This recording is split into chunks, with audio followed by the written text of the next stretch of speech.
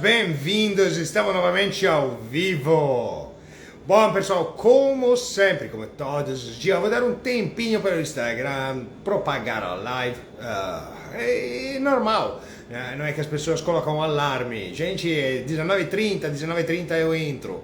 Mas hoje vamos bater um papo muito interessante. Hoje vai ser uma live de PNL educativa. Então vamos falar de desenvolvimento humano, de bem-estar e como melhorar a nossa vida, como ter um impacto positivo nas nossas vidas. No final, estamos em um momento complexo historicamente, complexo não somente a nível de saúde, mas a nível social, econômico, cultural. Então, hoje realmente eu gostaria de bater um papo focado no que existe de bom, no que existe de bom na psicoterapia, no que existe de bom na medicina alternativa. Hoje temos muito autoconhecimento, autodesenvolvimento. Hoje não é mais de jeito nenhum só pensar no nosso cérebro, no nosso bem-estar psicológico. Não, evoluímos bastante, as coisas mudaram. Sabemos hoje que a nossa psique, então a nossa parte mental, emocional, realmente tem um efeito sobre a nossa saúde física. Então, por exemplo, vamos falar de números. Você sabe, você se atualizou sobre os números? Você sabia, por acaso, que o Brasil... Então, eu estou esperando, gente, o nosso convidado já entrou. Boa noite, Dr. Gomes. Agora, daqui a pouco eu vou convidar, é que precisa dar um tempinho que o Instagram acorde. O Instagram acorda só quando ele quiser, essa é a regra. Mas, segundo a Organização Mundial da Saúde, o Brasil é o segundo país em números de... desculpe, o segundo maior país com número de casos de depressão das Américas. Ciao bella, come stai? Tudo ótimo por aqui, tudo ótimo. Muito obrigado por perguntar. Boa noite a todos que estão entrando, gente. Só um tempinho agora que daqui a pouco eu vou convidar o nosso convidado e vamos bater o papo. Mas a doença afeta 4,4% da população mundial. Essa é uma média. Então, se o Brasil é o segundo país, obviamente os números são bem maiores. E o Brasil também é o país com maior prevalência de ansiedade no mundo. Então, ganhamos um triste recorde, 9,3%. A pandemia fez com que a busca pelos temas ansiedade e depressão aumentassem de forma significativa e a mídia vem progressivamente, muito devagar, né, filho? Mas tudo bem, alertando as pessoas para um assunto que até pouco tempo atrás era sinônimo de preconceito e vergonha. A saúde mental não é preconceito, gente. Saúde mental é básica, a base da base da base. Meu convidado de hoje é o Dr. José Gomes da Silva Neto. Nascido no estado do Rio de Janeiro, formou-se em psicologia, filosofia, teologia e gestão em beleza, doutorado em psicanálise e acupuntura.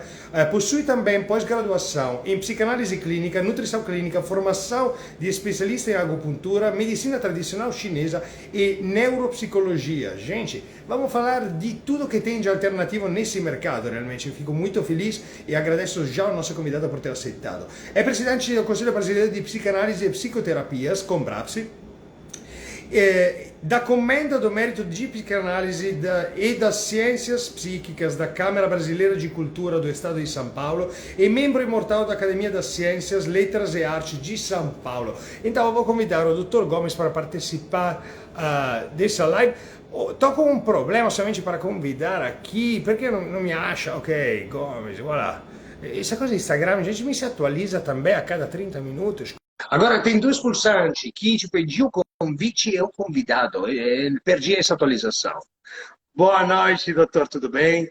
Boa noite, Francesco. Doutor Francesco, tudo bem? Me ouve bem? Te ouvo perfeitamente. E podemos ir já com José Francesco, acho que senão a live fica chata com todo esse doutor, doutor, doutor. Fica melhor. Tranquilo. Melhor. Sem mimimi. Sem mimimi mesmo. Mas realmente, José, muito obrigado por ter aceitado o convite. É um prazer estar aqui contigo hoje e vamos bater um papo sobre o que existe no bem-estar psicológico, mental, emocional, físico, que as pessoas provavelmente podem se interessar, porque não tudo é uma ciência, mas existem as ciências. Então, realmente, muito obrigado por ter aceitado o convite. A honra é toda minha. Eu que, na verdade, agradeço. Sei da sua competência, sei da sua capacidade. Então eu me sinto muito honrado com o seu convite, Francesco. Bom, José, na verdade você estudou bastante, porque você é psicoterapeuta, isso sabemos, mas é também bacharel em psicologia e filosofia, graduado em beleza, pós-graduado em psicoanálise clínica, nutrição clínica, acupuntura e mestre em ciência da religião. Então, em programação neurolinguística, sempre mais, não em todas as escolas da PNL, preciso dizer isso para ser também certinho e não atacar ninguém, mas na maioria das escolas, estamos olhando mais para um ser integrado, um ser a 360 graus, que não existe saúde psicológica sem saúde física, que não existe estabilidade mental sem equilíbrio emocional. Então, o mundo do desenvolvimento, a grande maioria, está indo por esse caminho. Você acredita em uma medicina holística que abrange o corpo humano como um todo? Então, que a nossa psique faz parte também do nosso bem-estar físico? Sem dúvida alguma, Francisco, a nossa psique, a alma, ela se reflete no corpo. E a ciência deu o nome disso de psicossomática, medicina psicossomática. Então, todos aqueles conflitos que não são resolvidos a nível mental, ou seja, no psiquismo, ele vai se refletir no corpo em forma de doenças ou sintomas de início. Por exemplo, sabemos que na medicina tradicional chinesa, a pessoa que tem um estado de ansiedade muito elevado, ele começa a atingir o coração. Pacientes que têm preocupações excessivas afeta o baço, o estômago e o pâncreas. Pacientes com tristeza, melancolia, atacam os pulmões. Medo, insegurança, incerteza, os rins. Raiva, ódio, rancor, ira, o fígado. Então, nós já temos na medicina tradicional chinesa, que ela se remonta aí seus 5 a 6 mil anos de existência, lá naquela época já se tinha esse entendimento de que todo conflito psíquico que não se resolve, ele não é tratado devidamente, ele vai futuramente se transformar em doenças físicas. E realmente, José, isso é uma grande verdade, sabe? O meu mestre, o meu mentor, a pessoa que eu reconheço, eu estudei com muitas pessoas, mas aquele que eu reconheço como meu pai de trabalho, então que realmente me cresceu a nível do meu trabalho, é o saudoso Dr. Ted James. Infelizmente, preciso adicionar saudoso agora. E ele trabalhou muito com o nascimento da nova medicina germânica, por exemplo, que é uma medicina ocidental, não vamos mais no Oriente, mas muito moderna, é algo que aconteceu há pouco tempo atrás. Eles fizeram até uma live linda anos atrás, bem antes que existisse essa moda das lives, era bem antes, que eu tive o prazer de assistir, era uma live fechada no site, mas realmente muito interessante ver como a ciência também ocidental está abrindo os olhos aos antigos ensinamentos orientais. Mas qual a maior diferença entre Oriente e Ocidente em campo de medicina? Porque eu sei que existem grandes diferenças, mas hoje também o ocidental está repensando a própria posição. Estamos falando de Alemanha, gente, não de um país muito hippie, não. Estamos em um país muito focado, muito científico, uma excelência na ciência mundial e na pesquisa mundial. Então, estamos vendo algo que está indo contra a corrente, mas quais as diferenças entre Ocidente e Oriente? Sim, excelente pergunta, Francisco. A medicina ocidental, a medicina moderna, deixar bem claro aqui que é uma medicina muito importante, muitíssimo importante. Tanto quanto a nossa medicina, a qual eu pratico, que é a medicina tradicional chinesa, a medicina ayurveda, que é a medicina indiana, e existe a medicina também indígena também. Existem muitas medicinas. Existe a medicina egípcia. Então, assim, são medicinas tradicionais que têm tanta importância quanto a medicina moderna. Mas a medicina moderna, ela se baseia muito em sinais e sintomas. Por exemplo, um paciente chega ao hospital com uma crise de ansiedade. O plantonista, ele vai ministrar para esse paciente um sedativo, um benzodiazepínico, por exemplo, um alprazolam, um diazepam, um clordiazepóxido injetável, ele vai fazer esse tipo de procedimento porque o paciente se apresenta num quadro de muita agitação. Outro caso, o paciente chega com falta de ar. Eles vão verificar qual é o sintoma desse falta de ar. O que é a princípio? Não se sabe? Eles vão colocar o quê? Broncodilatadores, eles vão injetar alguma substância antialérgica para ajudar o paciente. Já na nossa área, nós procuramos saber por que o paciente tem esse quadro de ansiedade. Por que esse paciente tem falta de ar? Quando nós falamos em medicina germânica, você falou, a medicina germânica procura saber, você não anda um tanto quanto sufocado com a vida? O que te sufoca? Então a medicina germânica já tem uma abordagem na raiz do sintoma. Então a medicina milenar procura a origem da doença. A medicina moderna, ela trabalha com sintoma. E ela aqui, eu friso muito bem, ela é muito importante. Se há um quadro de infecção, o médico prescreve antibiótico. No nosso caso, se nós soubermos que essa infecção é recorrente, por exemplo, infecção renal, a gente vai abordar esse paciente. Se é renal, é rim. Um rim desequilibrado é geralmente uma pessoa medrosa, é uma pessoa insegura. E vamos trabalhar essa questão para fortalecer os rins desse paciente energeticamente. Essa é a grande diferença. Nós buscamos a causa e a medicina moderna, ela trabalha em cima do sinal e do sintoma. Exatamente. Existe essa tendência muito forte também nas pessoas em procurar o remédio fácil. No sentido, eu tenho dor de cabeça, vou na farmácia, compro a minha aspirina ou qualquer substância que funcione com vocês. Não sei, comigo a única que funciona é a aspirina. Com dor de cabeça eu tenho uma vez a cada 200 anos, mais ou menos, e tomo uma aspirina e desaparece em 5 minutos. Mas tudo bem. Mas as pessoas não se perguntam qual a raiz. Porque o sintoma é uma demonstração externa que o meu corpo está comunicando comigo. Então, o meu corpo está me gritando: ei, Francesco, você está com dor de cabeça. A aspirina vai resolver, vai sim. Mas por que você está tendo essa dor de cabeça? Ninguém se pergunta. Corre na farmácia, compra. E voilà, tem problema no estômago, tem gases, compra um antigás, tem acidez, vá, compra um antiácido. Mas tudo isso, na verdade, faz parte também da minha alimentação, de quanto eu cuido do meu ser a 360 graus. Como você falou, muitas doenças, hoje é comprovado, por exemplo, cientificamente, que conflitos internos geram câncer. Então, sabemos disso. Não é, existem mais de 400 pesquisas, gente, não dá mais para esconder, ou se esconder atrás de um dedo, não dá mais.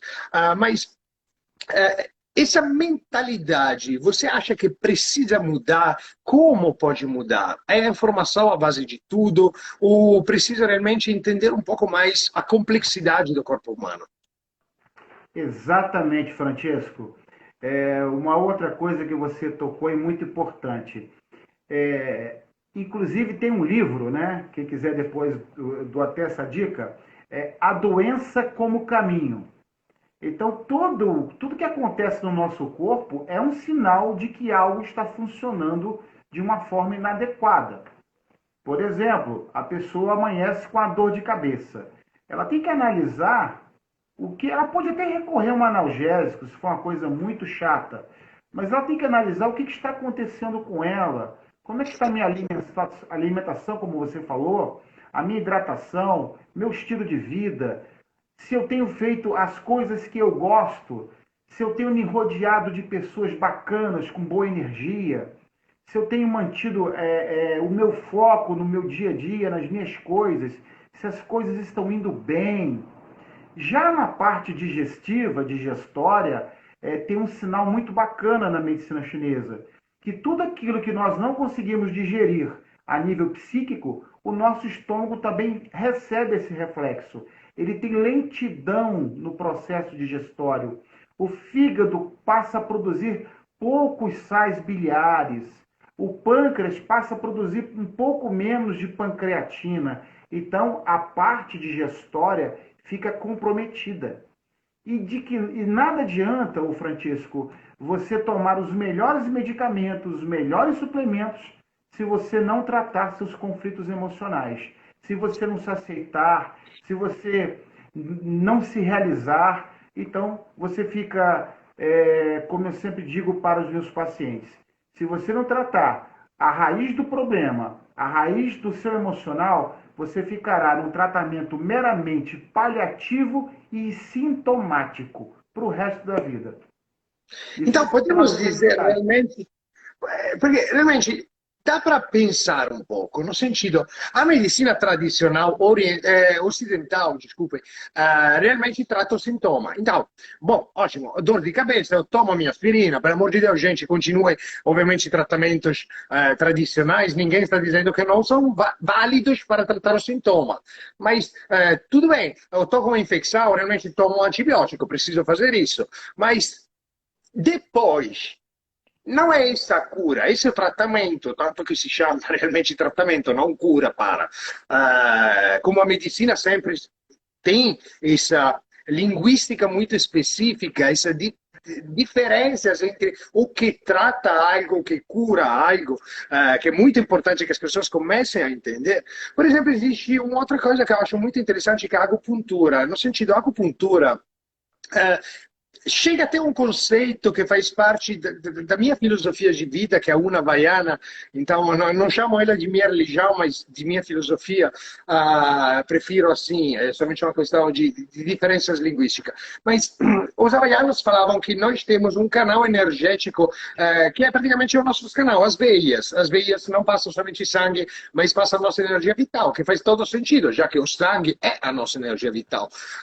Mas eles acreditavam que as emoções criavam bloqueios entre essas passagens. Então, que o nosso bem-estar emocional está completamente correlacionado e conectado com o nosso bem-estar físico. E a acupuntura, se eu não vou errado, mais ou menos tem um princípio parecido. No sentido, tem uma ideia de bloqueios pontuais no corpo. E eu conheci muitas pessoas que se beneficiaram dessa terapia. Como funciona? Qual a filosofia que está por trás? Exato, a acupuntura é uma coisa que eu sou apaixonado, né? Eu conheci a acupuntura quando eu tinha 11 anos de idade. E aos 7 anos de idade eu auxiliava meu pai, que meu pai era homeopata. Então eu já fui introduzido nessa vibe desde pequenininho, né? Desde novo. Então a questão da acupuntura você colocou muito bem. A questão das veias, o fluir do sangue, né? Que chamamos de Shui. Então, quando existe um bloqueio energético, tanto em uma região do corpo ou em algum órgão, a pessoa muda primeiramente o seu estado emocional. Se houver uma estagnação de sangue no fígado, a pessoa fica zangada, mal-humorada, a pessoa fica irritada. Se houver essa estagnação de energia nos rins, ela fica medrosa. Se vier essa estagnação, por exemplo, no coração, ela fica extremamente ansiosa ou apática. Então, quando você insere a agulha nos pontos de acupuntura, você promove o que nós chamamos de homeostase psicossomática. Como é que funciona isso? O agulhamento, aí tem as técnicas, agulhamento superficial ou profundo. Você gira a agulha do sentido horário, você tonifica o ponto. Sentido anti-horário, você cede o ponto. Então, essa seleção de pontos que você vai fazer para sua prescrição terapêutica é que fará todo esse desbloqueio, a energia fluir, o Qi. Por exemplo, nós que somos da linhagem da acupuntura tradicional chinesa, porque também tem a acupuntura japonesa, tem a acupuntura vietnamita, que são outras acupunturas diferenciadas, mas a minha linha é a chinesa. Um ponto que a gente nunca deixa de pulsar é no alto da cabeça. É bem no meio aqui. Se você colocar a mão de levinho aqui, você sente um calorzinho. É no alto da cabeça. É o vaso governador número 20, ou Barruí. Isso é um ponto que conecta todos os pontos yangs do corpo. Então você já faz esse primeiro ponto de abertura. E geralmente, Francisco, somente esse agulhamento já harmoniza o paciente. Você deixa essa agulha ali 10, 15 minutos, aí você, propositalmente, você volta e pergunta ao paciente, como você está se sentindo? Olha, no momento estou ótimo. E aqueles sintomas? Agora está tranquilo. Aí você faz o restante do agulhamento, aguarda mais uns 15, 20 minutos, recolhe as agulhas, retira e descarta, e você remarca o paciente para a próxima semana. É fantástico a acupuntura. Não, realmente, aqui o Matheus escreveu que também tem o Reiki funciona como um princípio parecido, mas não é somente o Reiki, não é só acupuntura, não é só medicina tradicional chinesa. Na verdade, a maioria das escolas antigas funciona com essa ideia. Você falou desse ponto da cabeça que dá aquele calorzinho, e realmente é fácil encontrar, porque se passar mal, você encontra um ponto que emite um calor. Você pega os dois, aqui, o ápice da sua orelha aqui, os dois, aqui, você sobe em linha reta. Pronto, esse é o ponto. Perfeito. Que seria mais ou menos onde tem, não sei como se chama em português, a fontana das crianças, aquela parte mole da A cabeça das moleira, crianças. moleira. Isso. A moleira, exato, exato. Deve ser mais ou menos aí. E também, por exemplo, na Runa Havaiana, que eu falei, que é da Bahia, então não tem nada a ver com a China, nada a ver com o Japão, nada a ver com eles. Realmente, não posso falar os detalhes, óbvio, porque isso é proibido, mas nas iniciações é usado exatamente esse ponto como canal principal para fazer a iniciação. Esse ponto? Sim, Esse ponto? sim. Evidência. São usados praticamente os chakras com adição de mãos e pés, isso eu posso dizer, não posso dizer o restante da iniciação. E o ponto final é mais importante para quem está fazendo a iniciação, então para quem está iniciando a outra pessoa, conclui e acaba o círculo energético exatamente nesse ponto. Então, realmente são muitas as culturas, até desconhecidas, que têm a mesma visão. É isso que é muito interessante.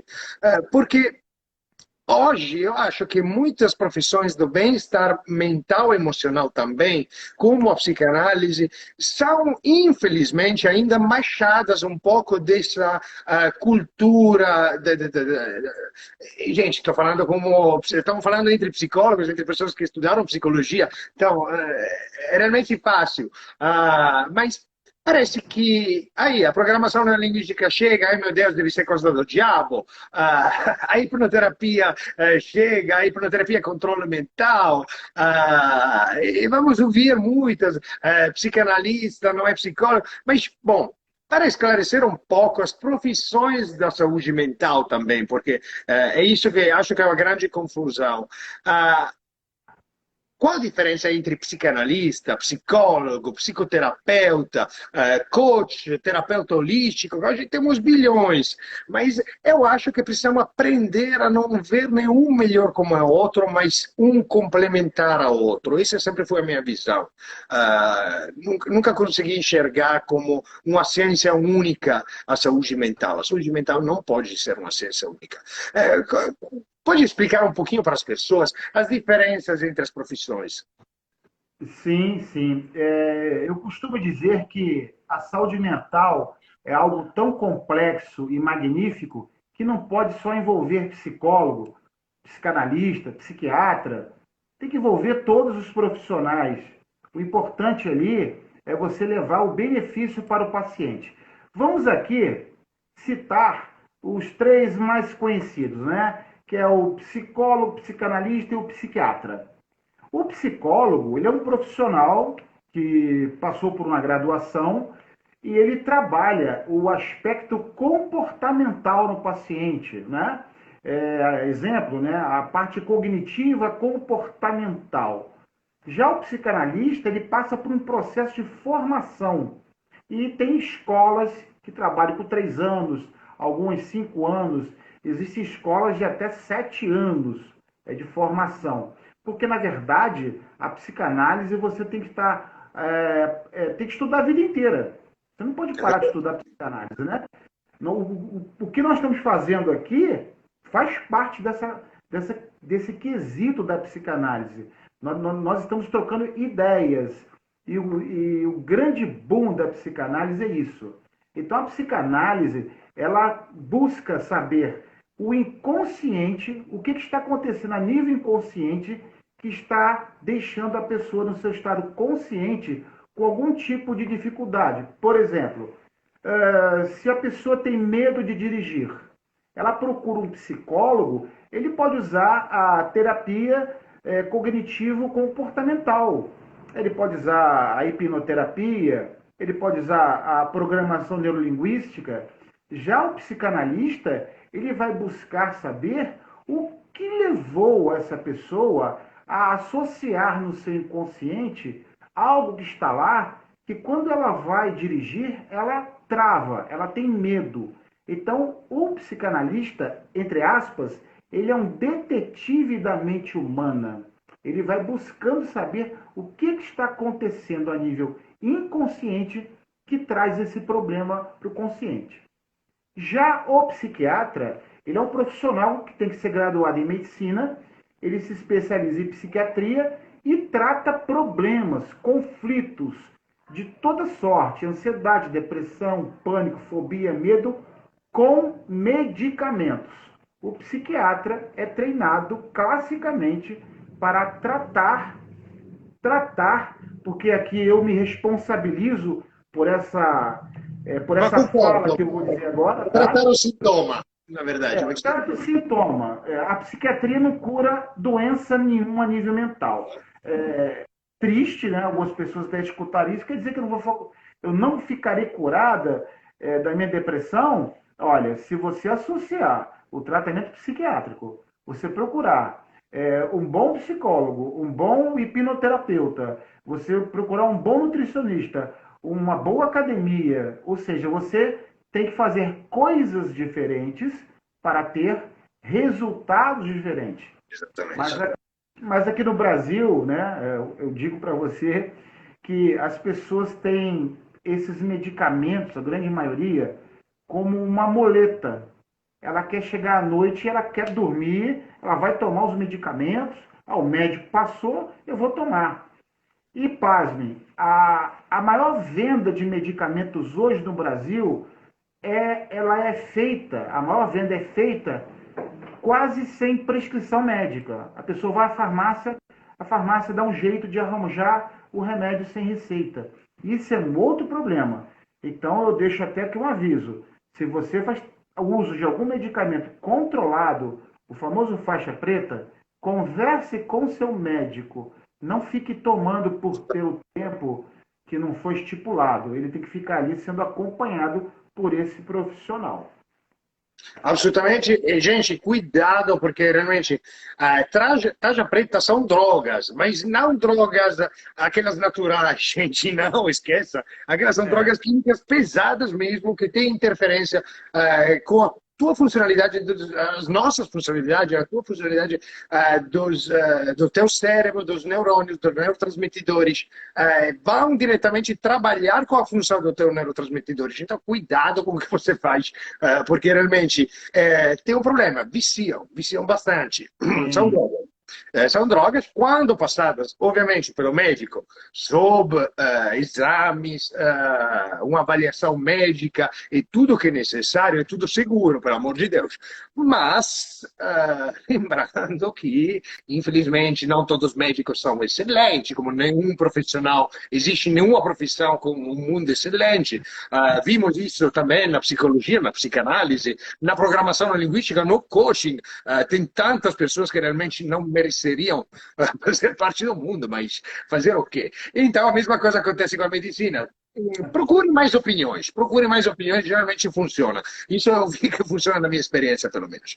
Mas, realmente, é importante que as pessoas entendam. Por exemplo, na Inglaterra, a ANLP, que é Association for Neurolinguistic Programming, que seria a Associação da Programação Neurolinguística da Inglaterra, que é uma associação sem fim cannabis, exatamente, daqui a pouco eu vou fazer uma pergunta sobre a cannabis, mas a ANLP é uma sociedade sem fins lucrativos que cuida da qualidade das formações na Inglaterra, não é de nenhuma escola de PNL, então não pertence a nenhuma pessoa, é abrangente, não é exclusiva como as outras.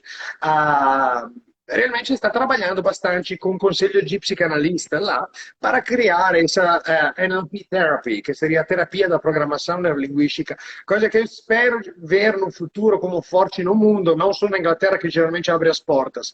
Mas hoje, quais são as diferentes abordagens que estão agregando valor no mundo da psicanálise? Porque a PNL é uma, mas com certeza devem existir outras linhas que ajudam as pessoas a se encontrar mais, a melhorar a vida, ajudam o profissional a ser mais focado, a conseguir um resultado mais assertivo. Como está funcionando hoje no mundo da psicanálise?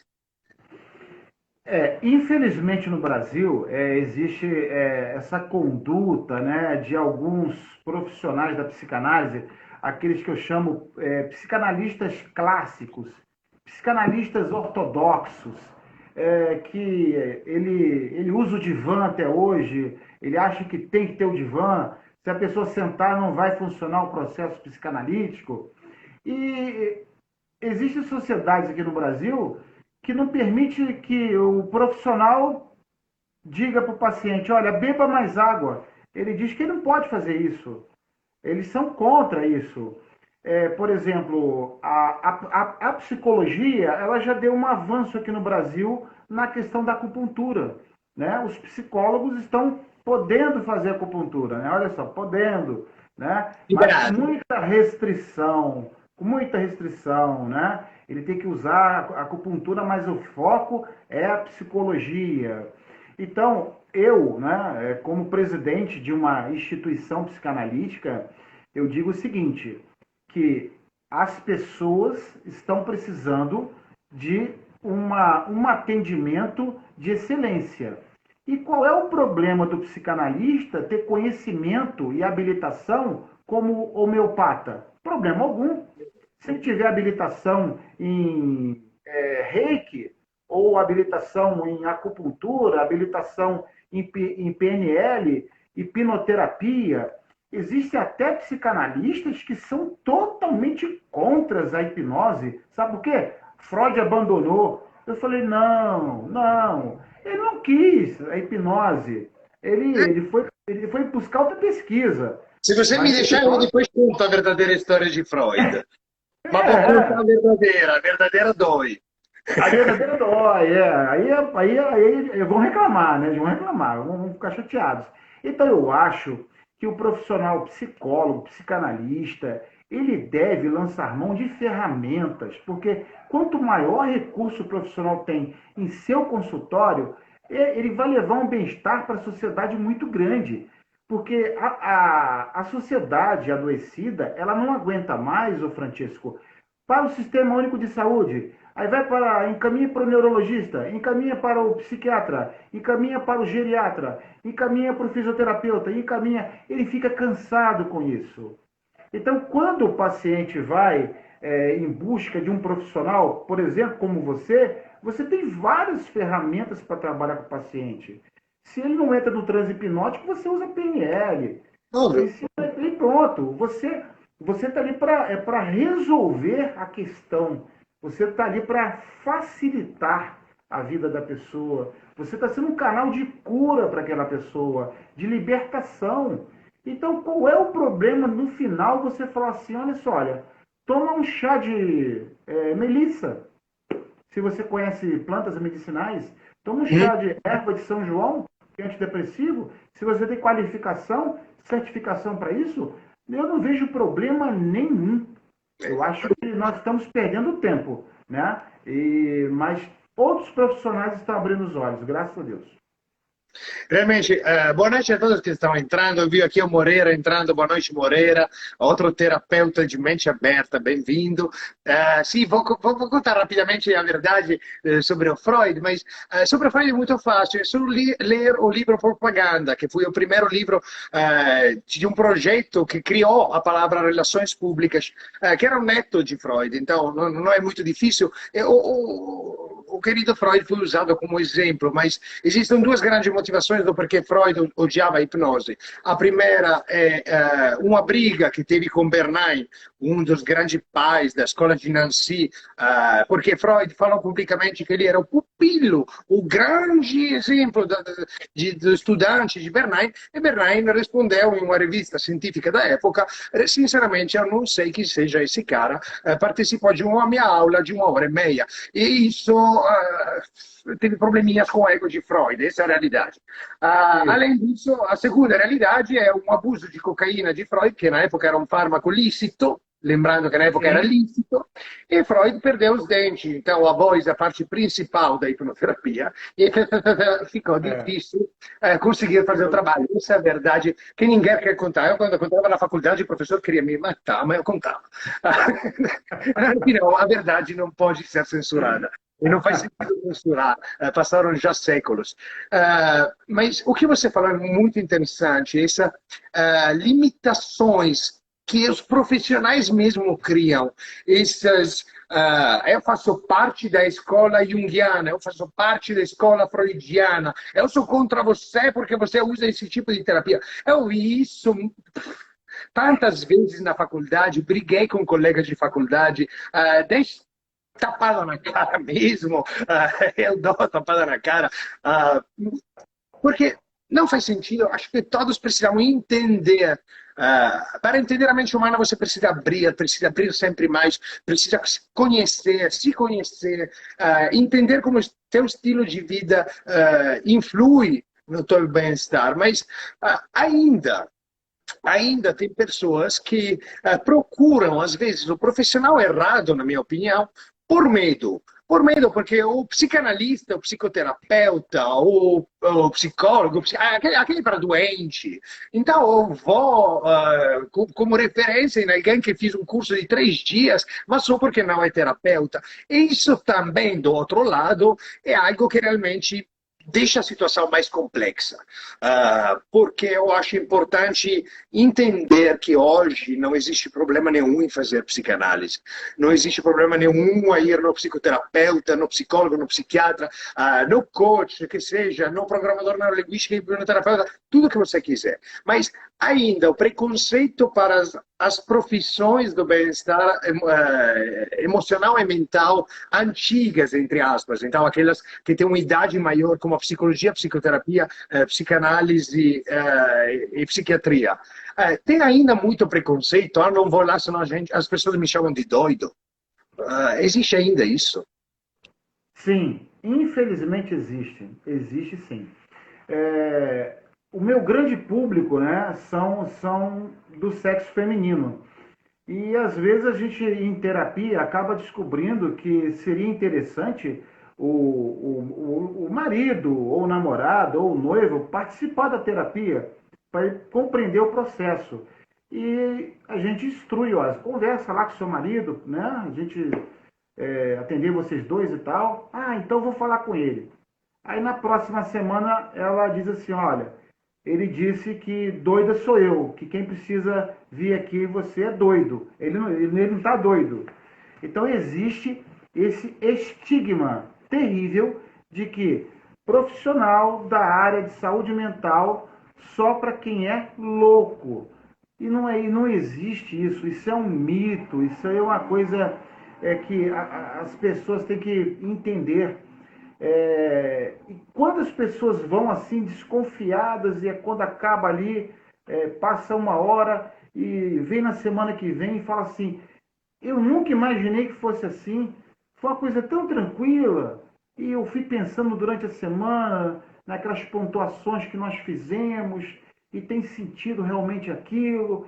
Então, quando o paciente ele entra em rapport com você e ele começa a fazer aquela troca, né? É fantástico. E você sabe os resultados que são incontestáveis. A terapia, a psicoterapia, a psicanálise, a psicologia, elas são técnicas libertadoras. São coisas que nós temos, porque o ser humano é um ser que foi programado para se comunicar. Ninguém é uma ilha. Então, quando você começa a armazenar conflitos e por constrangimento, preconceito, religiosidade, a pessoa começa a adoecer. E aí, às vezes, recorre a um sacerdote, alguém religioso, alguém da oração, nada contra, muito importante, mas aquele religioso ele tem uma limitação, ele vai ficar num campo de crença espiritual. E nós já sabemos da situação do paciente concernente a estar sofrendo por questões de crenças. E olha, você sabe que trabalhar crenças arraigadas, âncoras que são mal instaladas, âncoras ruins nas pessoas, só funciona na terapia. Não funciona com medicamento. O medicamento vai varrer para debaixo do tapete aquela dor. Daqui a pouco aquele tapete vai sumir. Aí tem que botar outra cápsula, outro comprimido, para ele se sentir melhor. Então, essa que é a grande importância, até essa ideia que você teve, esse convite que você me fez, tão bacana de estar aqui trocando ideia contigo, para mostrar para as pessoas que lugar de gente é sentado conversando com outra. Verdade. Olha, a pessoa fala assim, doutor Francisco, eu vim aqui porque eu tenho que viajar e eu tenho pavor de avião. Você tem capacidade, muitas vezes, de, na primeira sessão, resolver isso. E a pessoa embarca, viaja, ela vai guardar você para o resto da vida na mente como aquela pessoa que deu a mão. É tão bacana isso, é tão gratificante para a gente. Então, assim, não tenham medo, incentivem a psicoterapia, incentivem a psicanálise, incentivem o PNL, o pessoal do coach, master coach, todos têm que estar de mãos dadas, né? Inclusive o instituto aí do Dr. Francisco na Bahia é fantástico para isso. Quem quiser fazer um curso de altíssimo nível, é um curso de verdade, eu digo assim, pode procurar o Dr. Francisco Pelegata, né? Ele fundou um instituto, é muito organizado, muito competente, tem uma didática, tem um zelo, ele zela pela excelência. E foi assim uma das coisas que me chamou a atenção no início, quando eu conheci o Dr. Francisco. Realmente, muito obrigado, José. E realmente um prazer é meu estar aqui. Acho que essas lives são algo que eu quis mesmo. Eu briguei para ter uma live semanal de bem-estar, saúde mental na prática. Então, ajudar as pessoas a abrir. Sabe, nas minhas entrevistas, a maioria das pessoas não entende que, na verdade, eu giro a pergunta sempre através da programação neurolinguística, porque todas as perguntas são linguisticamente muito pensadas.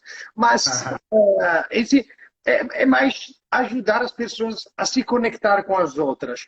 Mas essa live específica de PNL educativa foi pensada, foi criada para oferecer novos pensamentos, para oferecer novas oportunidades de se entender, de abrir. Porque, sabe, eu estudei muitas coisas, estudei psicologia, estudei PNL, estudei fonoterapia, tabletera, coach, dinâmica da espiral, enneagrama, quem sabe? Até esqueci, acho, a maioria dos cursos que eu fiz. Mas é através das ferramentas multidisciplinares que hoje vamos ter resultados. Eu não acredito de jeito nenhum que uma escola de pensamento seja a única possibilidade. Eu não acredito que as pessoas precisem de uma abordagem. Cada um é feito do próprio jeito. Eu não sempre uso PNL. As pessoas me ligam para o instituto. Eu quero fazer uma sessão de hipnoterapia. Eu já mandei responder. Gente, ninguém sabe, antes de estar lá, se o Francesco vai achar que a hipnoterapia é o caminho melhor ou não. Isso eu não posso dizer antes. Quero experimentar aquela hipnose só para ver se consegue comer uma cebola achando que é maçã. Aí o mundo está cheio de hipnoterapeuta de palco, de rua. Vai lá com eles, não é comigo. Comigo é quando tem questão séria. Então, por exemplo, a nossa ciência está muito fechada às vezes, está muito atrás. Eu vou contar uma coisa. Eu estava falando com um grande grande da pesquisa internacional de alucinógeno com a mente humana dos anos 70. Para mim, um ídolo, sério, um ídolo da ciência. Publicou. Meu Deus.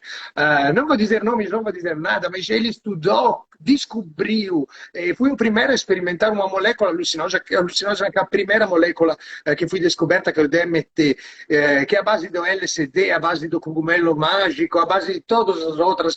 O DMT é isso. E no Brasil estavam fazendo uma pesquisa. Eu falei com ele, poxa, eu gostaria muito de saber quais são os efeitos da hipnoterapia combinado com isso. Ele amou, me perguntou, você é aquele Francesco, aquele da American Born? Eu falei, sim, sou eu. Vamos fazer. E conecta, começamos essa conversa com a Universidade Federal aqui do Brasil, repito, não vou dizer qual, e chega o fechamento, já temos um protocolo predisposto. Vai ser difícil nesse ponto da experimentação incluir. E justamente o grande professor dos Estados Unidos rebate, gente, vamos fazer somente um estudo clínico, não precisa entrar na pesquisa, que seja um estudo clínico, não é difícil, né, resolver isso? Não, não pode. Mas já com a marihuana, por exemplo, o canabidiol, está começando finalmente a se abrir uma possibilidade de pesquisa científica até no Brasil. Pelo restante, ficamos ainda fechados porque a resposta de uma faculdade federal é que o DMT é proibido no Brasil. Sim, todos sabemos que fazer pesquisa sobre substância proibida é só fazer um pedido pela Anvisa. Tudo bem, qualquer estado, qualquer país do mundo funciona assim, a ciência sempre funciona assim, sempre vai funcionar assim. Pesquisa de psicologia está escrita no APA Style, que é American Psychological Association Style. Todos sabemos disso, a gente faz parte da realidade, mas as desculpas são muitas. Por que existem essas desculpas? Quando tem uma USP, que é a Universidade Federal de Ribeirão Preto, que faz uma pesquisa linda sobre a possibilidade do canabidiol ajudar no combate à Covid-19, quando existem pesquisas nos Estados Unidos que vão já bem lá na frente sobre as grandes possibilidades de uma planta, de água natural como a marihuana. Mas porque muitos países, o meu país também, vou criticar já logo a Itália, que nós aprovamos finalmente a marihuana como marihuana medicinal, só em 2000, acho que foi em setembro de 2016. Eu cheguei aqui em agosto de 2016, em setembro me publicaram a lei. Mas...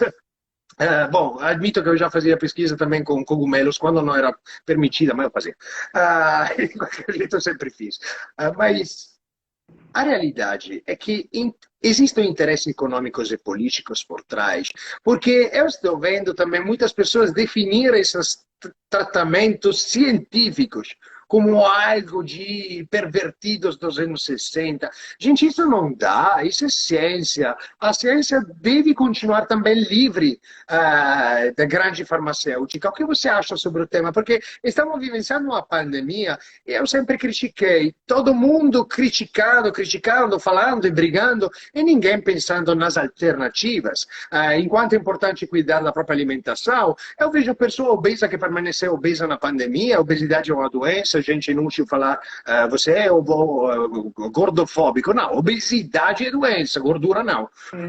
Mas esse interesse da farmacêutica vai atrapalhar para quanto tempo o Brasil? Isso é uma coisa antiga, é muito difícil, né? Até hoje, a gente tem muita dificuldade no Brasil com a homeopatia, porque enquanto você resolve um problema de um paciente, ele vai até uma farmácia homeopática, ele paga 25, 30 reais no frasco de homeopatia, uma caixa de um antidepressivo aí de primeira linha é 300, 400 reais. Então, em termos financeiros, né, é mais importante que as pessoas fiquem presas a esse sistema médico hospitalar farmacêutico, né? Sem dúvida, existe um interesse financeiro. Agora, a questão da pesquisa, né, e ela tem avançado muito, e por que a questão, né, vamos dizer aqui para as pessoas entenderem, da erva, né? A maconha, né? A marihuana. Por que ela está andando no Brasil? Porque existem milhares de crianças com problemas de convulsões seríssimas e são filhos de gente importante, pessoas influentes na sociedade e influentes na política. Então, para essa classe, foi aberta até, vamos dizer assim, uma exceção e deixaram, a princípio, importar, né? Agora, já está podendo manipular, fazer no Brasil, porque imagine uma criança de 4, 5 anos de idade tendo 30, 40 convulsões por dia. E a pessoa vai dizer lá, não, não vou dar, isso é maconha. E não é maconha. É uma molécula isolada daquilo ali, não é um narcótico em si. E quando é ministrada, a criança em minutos ela sai daquela crise. Então as mães ficaram encantadas. Aí começaram as pessoas fazerem escondido, né? Chamar um químico e faz escondido. Aí a polícia descobre, prende, maconheiro. E não é isso. Ninguém se escandaliza quando alguma criança acidentalmente vai lá e pega uma folha de uma planta aqui no Brasil que se chama Comigo Ninguém Pode. Ela é altamente tóxica e pode matar. Ninguém se preocupa em querer fazer uma campanha contra o Comigo Ninguém Pode. Não. É porque existe um preconceito mesmo. Não é? Existem pessoas que usam, por exemplo, o diazepam, o prazolam, midazolam, o zolpidem, prescrito por médico. E tem essas mesmas pessoas, outras pessoas, que usam para se divertir.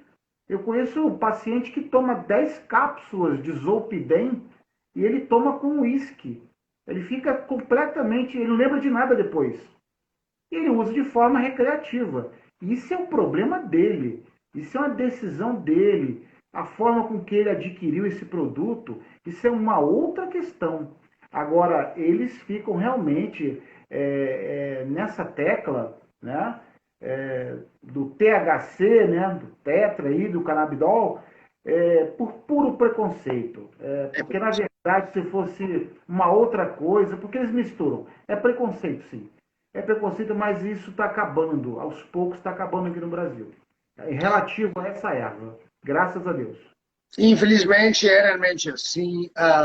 Infelizmente, as pessoas não entendem que, na maioria dos países civilizados, óbvio, do mundo, está tendo um movimento até para a liberação recreativa dessa planta. Então, a realidade é que a diferença de muitas drogas, de muitas pessoas loucas que eu conhecia, até psiquiatra, me contando um coquetel, infelizmente é uma história verdadeira, de uma mistura de kiwi, vodka e diazepam, que era o melhor coquetel da boa noite do mundo. E, segundo eles, que ele tomava todos os dias. Parabéns.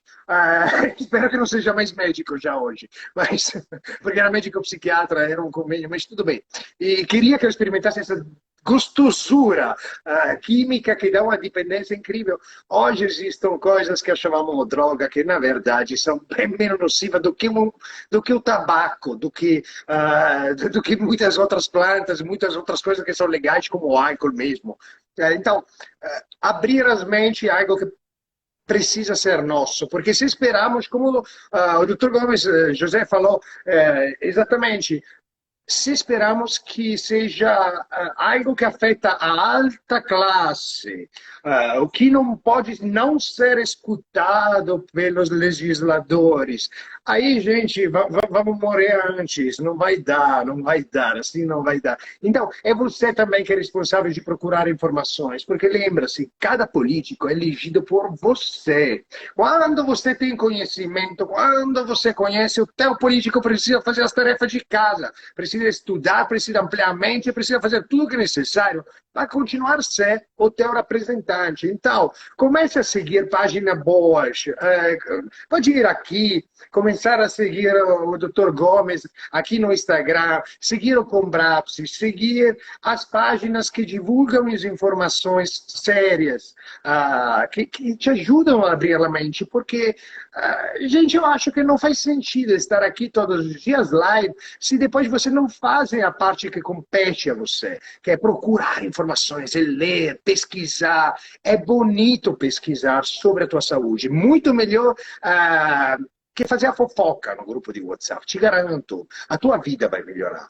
Então, realmente, José, eu preciso te agradecer por essa live. Estamos já pertinho do terrível efeito JN, que eu não quero mais enfrentar, já enfrentei e não quero mais.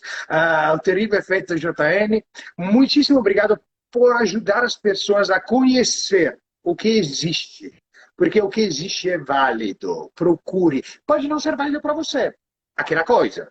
Uma outra pode. Pode ser que não é a marihuana a solução. Pode ser que para você seja psicoterapia. Pode ser que seja acupuntura. Pode ser que seja medicina tradicional chinesa, ayurvédica, PNL, quem sabe. Mas procurar e ser informados é o nosso dever. Muitíssimo obrigado por ajudar nesse propósito. Amei essa live. Vou deixar gravada no IGTV. Sigam pessoas de qualidade. Pessoal, vou deixar, obviamente, o Dr. Gomes se despedir de todos vocês, que vocês são a verdadeira motivação do porquê estamos aqui. A gratidão é toda minha e muito obrigado, Dr. Francesco. Muitíssimo obrigado, uma boa noite a todos. E, gente, curtem, comentem, me deixem um comentário na live. Isso ajuda também a entender o feedback de vocês, é sempre bem-vindo. Que seja positivo, negativo, crítica, quer atacar, me ataque, não tem problema. Mas, sério, me ajude a entender no que podemos fazer mais para criar um mundo melhor. Muitíssimo obrigado a todos. Uma ótima noite. Um grande abraço. Beijo. Beijo. Tchau, tchau.